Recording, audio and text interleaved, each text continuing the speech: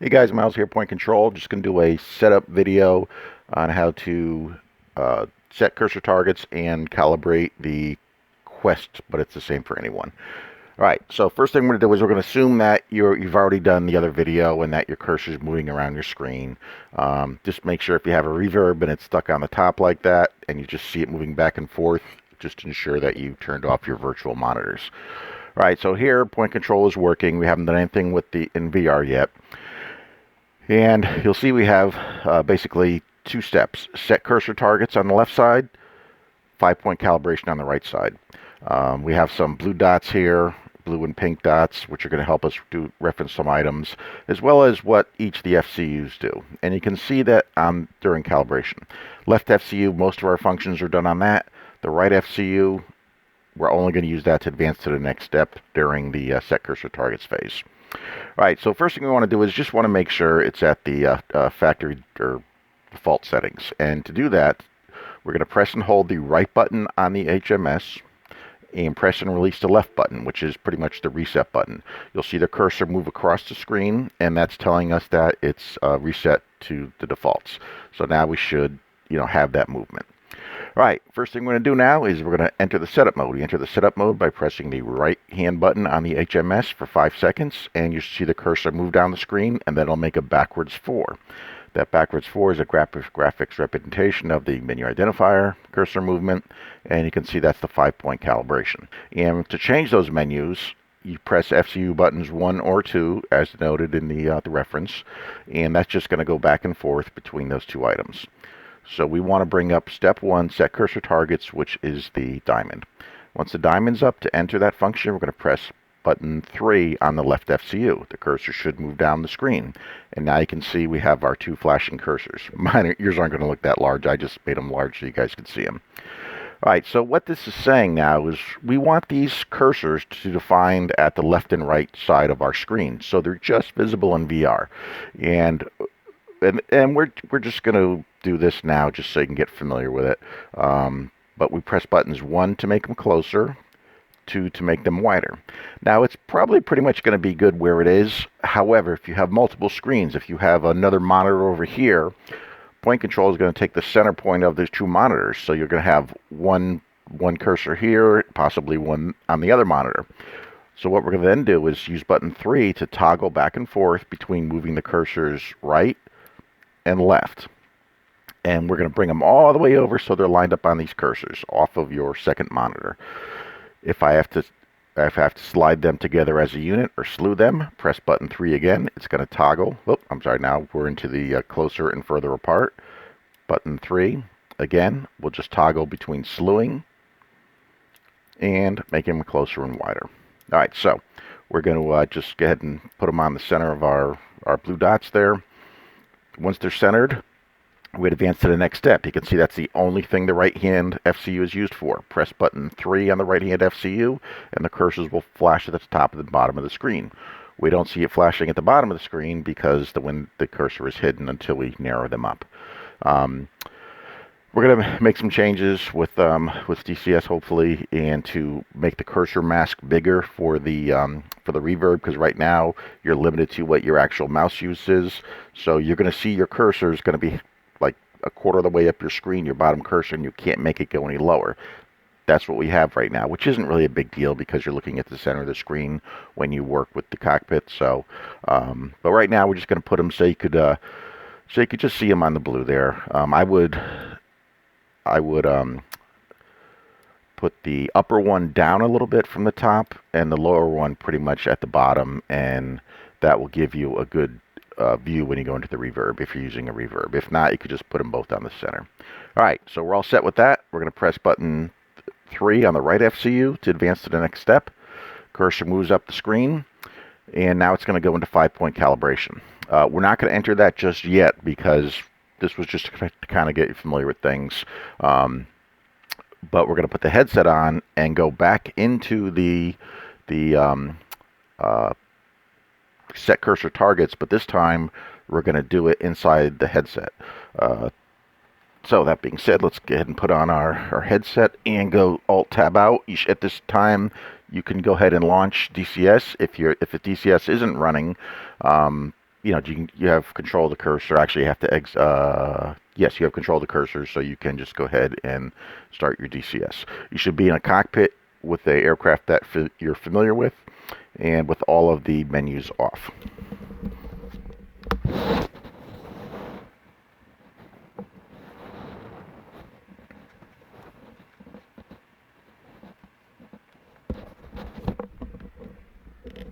I hope I didn't make too much crackling for you.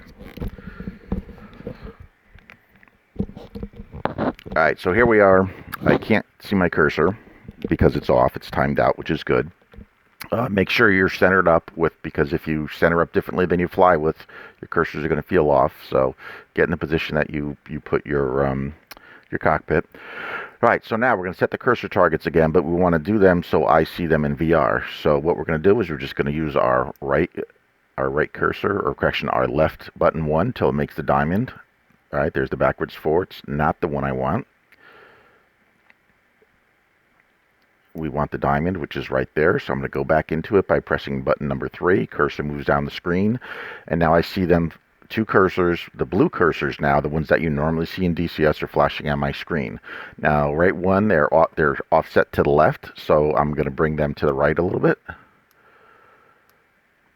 Okay, I could see them both clearly. I'm going to go a little bit wider. Now, the wider you go, obviously the better for calibration. So you want them just about the edges of your screen, but just so you can see them. And wherever you look, you could see. You don't have to worry about lining them up on the canopy because we move our head. We're worried about it lining up in our field of view. So, if the canopy rail or canopy frame is bothering your obstruction, you could just look up. It might be easier for you to see that way. I have a little bit of a hard time seeing, so I usually just keep them on the grass. All right, so it looks like that looks pretty good to me. Maybe I bring them a little bit to the left a little bit, maybe. All right, that looks pretty good. All right, so my width is set. That's in my field of view. I'm not sure how it looks on my monitor, but I don't really care. I'm going to press the right button on the R3. I'm going to advance to the next step. I see the cursor. Wow, it looks like they might have made a change here because the cursor's almost at the bottom of the screen, and the upper cursor is at the top of the screen. I know I could move them down a little bit, so what I'm going to do is I'm going to widen them up a little. Okay, I'm sliding them together, so I'm going to slide it all the way down. Okay, yeah, it's pretty far up. That really surprises me. Okay, so same thing. You want to move them. So I don't mean to get distracted there. That's what I do for you guys that know me. All right, so I'm going to move it down. That looks good. I can see it at the top and bottom. Now, if I want to make it wider, I have to center it out. Click to make it wider, and then press one of the button 2 to widen it up. Okay, that looks good. I'm going to come down a little bit. So it's a little bit of messing around with it, but basically you want the bottom as low as it'll be and the top so you can see it. All right, I'm all set there. I can see my cursor on the bottom. I can see my cursor on the top. Button 3 to advance to the next step. Cursor moves up the screen again, and now it'll go into the backwards 4, which is the 5-point calibration, which is what we want to do. So we're in 5-point calibration now. The cursor is locked to the center of the screen. Actually, I don't think I entered that. I think I just did the backwards 4. You have to press the left 3 on the button 3 on the left FCU. The cursor will move down the center of the screen and then be locked in the center of the screen, which it is now. All right, so just backwards 4, button 3 to enter the actual menu item. All right, so now what I'm going to do, this is the key part. I want to pick an object in the center of my screen, fairly close to the center, but one that I'm comfortable pointing at about, just about a little bit. If you look down on your instrument panel, about the center ways, about center your field of view. So I'm going to pick the center button on the UFC. I'm going to ignore the cursor. I'm just going to reach out, and don't press any buttons yet. I'm going to reach out so it feels like I'm touching that center button on the center of the 5 circular buttons. Yep, okay, feels like I'm at the right distance, and I want to put it at the distance that I'm going to be operating these controls at. So I'm going to push out to it, okay. Once I'm pushed out to it, then I'm going to move my head so the cursor is over the control I'm pointing at. And then I'm going to press the left button. First time, it's going to activate it. Oh, actually, it was already active, so that's good. It went over to the left-hand side. All right, I'm going to keep my hand there. I'm going to put the cursor over the same one, press it again. It jumps to the right side. Keep my hand there, move my head to the left, place the cursor over the same button. Now it should be on the top. Sorry, I can't look down very well. I'm going to put my head down. Sorry about that, I can't really do that. It's just me. I'm going to guess it's there. Ooh, sorry, I got it. All right, and now I'm going to look up, and so it's over the same switch. All right, the cursor will move off the screen, and we're calibrated. And I'm going to move the cursor around. I'll now have complete control over it. I could press all my buttons and do whatever I ever want to do. You know, it's nice. It gives you some nice tactile feedback to when you press the buttons. You know, you move stuff around. Even your vents move around, I believe. Oh, maybe not. I thought they did. Hey. All right. And that's it. So the way we want to test to see if the calibration's it's a good calibration, and I might be off a little bit because I had a hard time with my neck there, but you want to just reach out. I usually use the center of the left MFD, the same distance you calibrated at, and we're going to center the cursor right in the left MFD, and then we're slowly going to look to the left. And the cursor, okay, it just timed out. So the cursor should generally stay centered, which it does. I'm going to look to the right. Okay, it's generally staying in the screen. It jumps around a little bit when you're moving, but when you're operating it doesn't, you know, when you're moving your head, but we're not really moving our head while pressing switches. All right, same thing. We're going to check our up and down. I'm going to put that thing out. I'm going to, timed out again. I'm going to look up. Okay, pretty much stay centered. I'm going to look down, and it goes up a little bit, and that was, again, just because I couldn't get a good calibration because of my neck.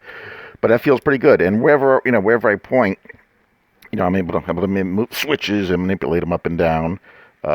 Now, the only thing is, I have the cockpit legs on, which is good because what it forces you to do, it forces you to look over to where the switch is. So it feels like the switch is right where it's supposed to be. Mouse interaction, you can just do your standard, you know, left click on something, move your hand up and down, and it'll move the dial just like the mouse. Left click. Look up, left click, move it up or down, and adjust your brightness. If you want to make a finer adjustment, what you can do is you can just put your hand out, and then you could left click button 3, and you can see it just goes one click at a time, or if you hold it, it'll go faster. Change directions, you just press the button 2, which should make it go counterclockwise. Now you can see it going counterclockwise. Now if I want to change directions, and it'll stay there all day long, I can click on other stuff. But if I press button 1 at any time, it'll change the direction. Now it's going clockwise. And that's pretty much all there is to it. Where that's noticeable is doing your wings. And let's say you're going to do your wing fold. Well, to pull it out, you have to press number 2 first, and then press button 3, and I'll pull it out. And just think of 2 as the rear switch. Now I just press the left button to rotate it to the left. To put the wings back in, or fold them back out, excuse me, I press the right button. But if I were to press button 3 now, it's going to want to pull it out because you have to roll the mouse wheel forward. So to roll the mouse wheel forward, I'm just going to put the cursor off the cockpit and press button 1, off a switch, excuse me. And now when I press button 3, it's going to push it back in. So it's just a little something to get used to. Just think of it as, you know, some guys say, it's a pain to move the mouse, but just think of it as pressing button 1 or 2 is like positioning your mouse in front of or behind the mouse wheel, and then button 3 is actually rolling the mouse wheel. Once you get used to it, it's actually pretty intuitive to put up. All right, that's it though. I talked way too much as usual. Hopefully this will play out okay without me getting distracted and going off too much on side notes. Other than that, I hope this helps, and have a good day.